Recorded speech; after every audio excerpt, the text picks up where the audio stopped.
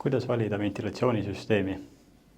Ventilatsioonisüsteemi valikul tee endale kõigepealt selgeks, mis soojusvahetitüübid on olemas, milline sobib sulle kõige paremini, seejärel õige suurusega ventilatsiooniseade sinu kodu või korteri jaoks, et see tööpunktis töötaks ka piisavalt efektiivselt, et elektritarbimine oleks madal ja soojustagastus kõrge.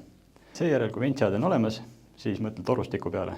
Torustikul on 2 enam levinud varianti, on metalltorustik ja plasttorustik.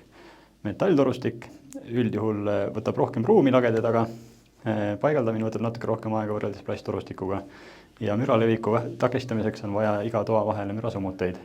Plasttorustik on kompaktsem, saab lahendada keerukamaid olukordi, paigaldus on kiirem ja müralevik tubade vahel on välistatud.